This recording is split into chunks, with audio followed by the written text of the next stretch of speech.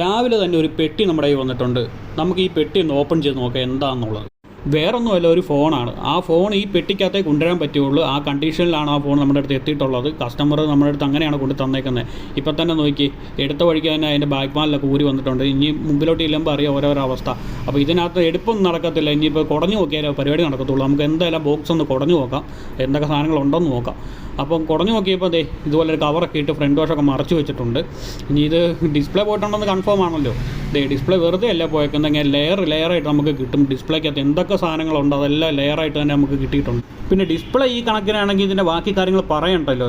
അപ്പോൾ നമുക്ക് ഫ്രെയിം നോക്കാം. ഫ്രെയിം ഏകദേശം ഞാൻ കണ്ടിട്ടുണ്ട്. ഇനി നിങ്ങളെ കൂടെ കാണിച്ചു തരാം ഏത് കോലത്തിലാണ് ഉള്ളതെന്നുള്ളത്. എന്തായാലും ഫ്രെയിം നമുക്ക് മാറേണ്ടി വരും. ഫ്രെയിം നല്ല രീതിക്ക് വിണ്ട് കീറി പൊട്ടി നാശമായെന്ന് തന്നെ പറയാം. ഇതൊരു ചെറിയ ബെൻഡായിരുന്നു നമുക്ക് നിവർത്താൻ. ഇത് ബെൻഡൊന്നുമല്ല. പിന്നെ ഈ ഫ്രെയിം പൊട്ടിയിലൊരു പ്രത്യേകത എന്നാന്ന് വെച്ച് കഴിഞ്ഞാൽ എന്തായാലും മദർ ബോർഡിന് ഒരു കേടുപാടുകൾ ഉണ്ടായിട്ടില്ല. കാരണം അത് ഉറപ്പാണ്. മദർ ബോർഡ് ഇരിക്കും തൊട്ട് താഴെ നിന്നാണ് ഇത് ഒടിഞ്ഞേക്കുന്നത്. അതുകൊണ്ട് ഒരു കാരണവശാലും മദർ ബോർഡിന് കംപ്ലയിൻറ്റ് വരാൻ ഒരു സാധ്യതയില്ല. മദർ ബോർഡ് നോക്കിയിട്ട് ഇച്ചിരി ക്ലിയർ ആയിട്ട് തന്നെയാണ് ഇരിക്കുന്നത്. പിന്നെ പോയിട്ടുള്ള കുറച്ച് സാധനങ്ങളൊക്കെ ഉണ്ട്. അത് എന്തൊക്കെയാണെന്ന് ഞാൻ പറഞ്ഞു തരാം. എന്താണ്, ഇന്നർ സ്വിച്ച് പോയിട്ടുണ്ട്, അതിൻ്റെ ഫിംഗറിൻ്റെ സ്ട്രിപ്പൊക്കെ പോയിട്ടുണ്ട്.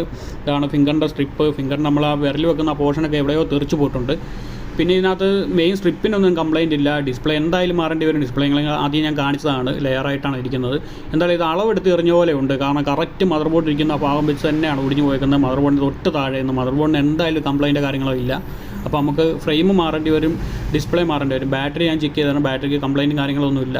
എന്തായാലും നെറ്റ്വർക്ക് ആൻറ്റിന അങ്ങനെ ഒന്നും പോയിട്ടില്ല. നമുക്കിപ്പോൾ മാറാനുള്ള സാധനങ്ങൾ എന്ന് പറഞ്ഞാൽ ഇന്നറും ഔട്ടറും മാറണം, പിന്നെ ഫ്രെയിം മാറണം.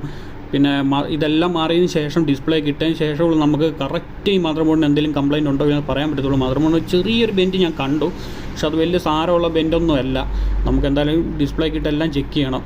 ഇനിയിപ്പോൾ ഈ ഫോണെല്ലാം അവിടെ വാരി കയറ്റി നമ്മളിപ്പോൾ ബോക്സിനകത്ത് വെക്കുകയാണ്. ഉടനെ തന്നെ ഇത് എല്ലാം നമ്മൾ സെറ്റ് ചെയ്യുന്നൊരു വീഡിയോ ഞാൻ ഇടുന്നുണ്ട്. ഇതിൻ്റെ പുറകെ തന്നെ കാണുക.